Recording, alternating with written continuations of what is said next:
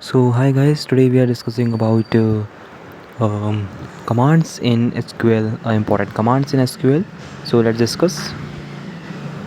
Uh, First of all, DDL. DDL stands for Data Definition Language.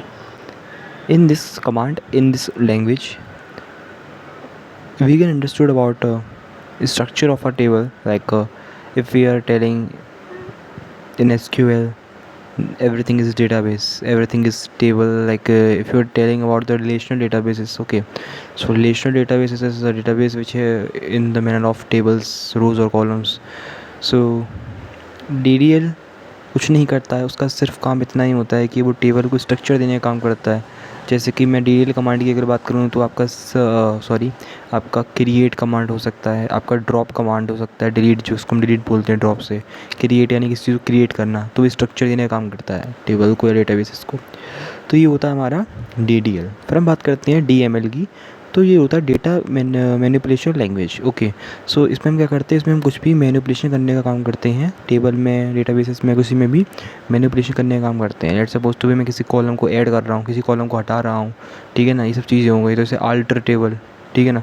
तो alter table में क्या करते हैं हम, किसी भी स्ट्रक्चर को, देखो एक तरीके से अगर टेबल है उसका अगर मैं कॉलम हटा रहा हूँ, कॉलम या लगा रहा हूँ, ऐसा कुछ कर रहा हूँ, तो मैं उसके स्ट्रक्चर में चेंज नहीं कर रहा हूँ। तो ये जो एग्जांपल है, जो कि अल्टर टेबल एक वो होता है, कमांड होता है, इसको हम बाद में पढ़ते हैं आगे वाली क्लास में। तो वो ऑल्टर टेबल जो होता है वो बेसिकली स्ट्रक्चर को चेंज करने का काम करता है, स्ट्रक्चर में कुछ ऐड ऑन, कुछ डिलीट करने का ऐसा काम करता है। तो ऑल्टर टेबल वाला कमांड DDL में आता है। तो DML में क्या आएगा फिर? तो ये तो समझ आ गया कि DDL में क्रिएट टेबल या फिर ऑल्टर टेबल जो कि स्ट्रक्चर चेंज करने का काम करते हैं टेबल का, लाइक सो इनको हम मतलब DDL के अंदर अंडरस्टूड करते हैं। तो DML के अंदर हम किसको अंडरस्टूड करेंगे, तो इसको पहले देख लेते हैं। DML में क्या होता है, मैनिपुलेशन करने का काम होता है। जैसे कि किसी पर्टिकुलर टेबल, किसी डेटा को हम अगर चेंज कर रहे हैं, किसी कॉलम के किसी डेटा को हम हटा रहे हैं, किसी डेटा को लगा रहे हैं। कॉलम में अगर 4 नाम लिखे हैं, 4 नाम में से जो A नाम से स्टार्ट हैं या फिर T नाम से स्टार्ट है, उनको स्टार्ट कर। सो DML के अगर हम एग्जांपल्स की बात करते हैं, तो जैसे आपका सेलेक्ट कमांड हो जाता है, जिससे हम क्या कर रहे हैं, किसी पर्टिकुलर चीज़ को सेलेक्ट कर रहे हैं, उसको लिख रहे हैं, उसको हटा रहे हैं। तो सेलेक्ट कमांड बेसिकली ना DML कमांड्स के अंदर आ जाता है, ठीक है। ऐसे ही और भी बहुत सारे कमांड्स हैं जो कि इसके अंदर आ जाते हैं, ठीक है।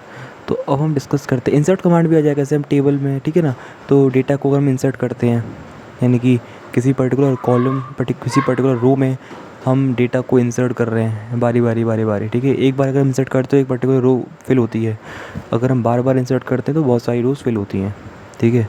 कॉलम का खेल इसमें नहीं होता, रोज़ का गेम होता है, ठीक है। तो अब बात करते हैं TCL की। तो TCL stands for transaction control language. Okay, तो ये क्या करता है, ये बेसिकली ना सारा कि मतलब जितना भी कंट्रोल सेक्शन है वो देखने का काम करता है वो डेटाबेस के अंदर। तो कंट्रोल का काम पूरा मतलब TCL का है, ठीक है, not TCS, it is TCL। So okay, तो TCL में अगर मैं बताऊँ तो commit, roll back, save point, ये 3 अलग अलग टाइप के आपके मेन वो होते हैं, कमांड होते हैं जिनको हम यूज़ करते हैं। तो DML DDL के बहुत सारे कमांड हैं, इनको हम एक एक करके बाद में देखेंगे, ठीक है। लेकिन अभी मैं फ़िलहाल आपको कुछ कुछ बता रहा हूँ एक अंदाज़े के लिए। और TCL में आपको सिर्फ 3 ही देखने को मिलते हैं, सेव पॉइंट, रोल बैक और कमिट। कमिट क्या करता है बेसिकली, अगर आपने ना पाइथन में फाइल हैंडलिंग पढ़ रखा होगा तो आपने एक फ्लश फंक्शन पढ़ रखा होगा जो कि इंस्टेंट सेव करने का काम करता था। वैसे ही कमिट भी इंस्टेंटली सेव करने का काम करता है। जैसे कि आपने कमिट लगा दिया तो अभी तक का डाटा सेव हो गया, ये सीन चलता है उसमें पूरा कोड में, ठीक है। क्योंकि MS वर्ड, MS ऑफिस तो है नहीं, तो इकट्ठा सेव मार दो, है कि नहीं, इसलिए इंस्टेंट वाला गेम चलता है। तो वो धीमे धीमे करके आपको समझ आएगा। तो ये TCL, DDL और DML का गेम था, ठीक है। अब इसके बाद हम डिस्कस करने जा रहे हैं एग्रीगेट फंक्शंस को। वैसे हम चुके होंगे कि डेटाबेसेस है ना, एक मतलब डेटास का कलेक्शन होता है, ठीक है, जिनको एक पर्टिकुलर ऑर्डर या पर्टिकुलर मैनर में हम लोग रिप्रेजेंट करते हैं, ठीक है। अब डेटाबेस की अगर बात कर दूँ, उसके डिफरेंशिएट करूँ डेटाबेसेस को, तो रिलेशनल डेटाबेस मैनेजमेंट सिस्टम होता है, ठीक है, वो होता है आपका RDBMS। फिर होता है हेरिटिकल डेटाबेस मैनेजमेंट सिस्टम। फिर होता है ऑब्जेक्ट डेटाबेस मैनेजमेंट सिस्टम। फिर होता है आपका नेटवर्क डेटाबेस मैनेजमेंट सिस्टम।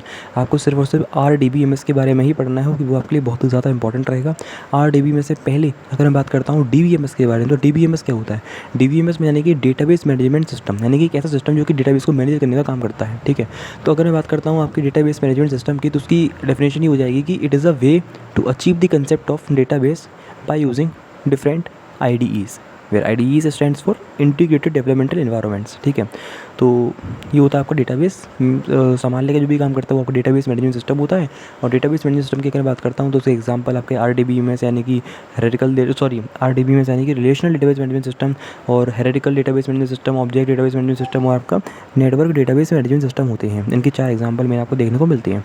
यानी बात करता हूँ अगर मैं रिलेशनल डेटाबेस मैनेजमेंट सिस्टम के बारे में, तो ये क्या है, ये वही डेटाबेस है जो कि क्या था, डेटाबेस क्या था पहली बात तो, डेटाबेस यानी कि collection of data which arrange in a particular order, ठीक है, इन पर्टिकुलर मैनर, ठीक है।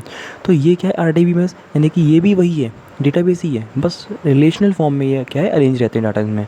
रिलेशनल फॉर्म यानी कि रोज़ और कॉलम्स के फॉर्मेट में, यानी कि टेबल के फॉर्मेट में, ओके। तो अगर डेटास को अगर मैं टेबल के फॉर्मेट में लिख रहा हूँ तो वो एक RDBMS का कंसेप्ट हो जाएगा, क्योंकि वो रिलेशनल फॉर्मेट में डेटा को स्टोर करके रखता है, ठीक है। अब रिलेशनल फॉर्मेट यानी कि अगर रोज़ और कॉलम्स वाला फॉर्मेट हो गया ना, ठीक है ना, तो रिलेशन क्या हो गया फिर, तो रिलेशन हो गया आपका टेबल, ठीक है। अब कुछ टर्म्स देखने जा रहे हैं जो कि बहुत ही ज़्यादा इंपॉर्टेंट है। तो SQL के अंदर आप टेबल को रिलेशंस भी कह सकते हैं, ठीक है, रोज़ को आप ट्यूपल भी कह सकते हैं, ठीक है, कॉलम्स को आप फील्ड भी कह सकते हैं, एट्रीब्यूट भी कह सकते हैं, ठीक है। अब बात करते हैं नंबर ऑफ़ रोज़ और नंबर ऑफ़ कॉलम्स के बारे में, ठीक है। अगर मैं बात करता हूँ एक पर्टिकुलर रिलेशन थी जिसमें है ना 5 फील्ड थी, ठीक है, तो मैं ये कह रहा हूँ कि एक पर्टिकुलर टेबल दी जिसमें 5 कॉलम थे, समझ रहे हो, यानी कि 5 फील्ड यानी कि 5 कॉलम, 10 एट्रीब्यूट यानी कि 10 कॉलम, 10 ट्रिपल यानी कि 10 रोज़, समझ रहे हो। तो ट्रिपल और रो एक ही बात हो गई, बस अलग अलग नाम है, समझ रहे हो। और ना ये जो आपका फील्ड हो गया, एट्रीब्यूट हो गया, कॉलम हो गया, ये भी एक ही बात है लेकिन अलग अलग नाम है। अब बात करते हैं number of column and number of rows के बारे में। तो नंबर ऑफ़ रोज़ होता है आपका कार्डिनैलिटी और नंबर ऑफ़ कॉलम्स होता है डिग्री। तो अगर मैं बात करता हूँ कि किसी पर्टिकुलर टेबल की कार्डिनैलिटी 5 है, तो मैं ये कहना चाहता हूँ कि इसमें 5 रो हैं। अगर मैं कहता हूँ किसी पर्टिकुलर टेबल की डिग्री 4 है, तो मैं ये कहना चाहता हूँ कि उसमें 4 कॉलम है, ठीक है। बस इसी तरीके से कार्डिनैलिटी और डिग्री को हम डिफरेंशिएट करते हैं। तो ये कुछ बेसिक टर्म्स थे जिनको आपको समझना था। और एक टर्म और आता है डोमेन।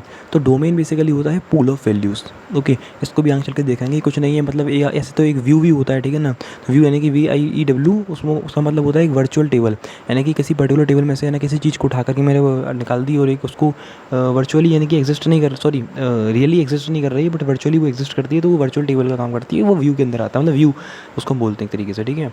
तो ये इसके बीच का डिफरेंशिएशन था, तब समझ गए पूरी बात। तो आज की क्लास हम लोग यहीं पे एंड करते हैं और अगली क्लास में, नेक्स्ट क्लास में हम लोग कुछ और टर्म्स को भी देखेंगे। Thank you. रिप्रेजेंटेड बाय जेनेटी लिनक्स एंड इंस्पायर।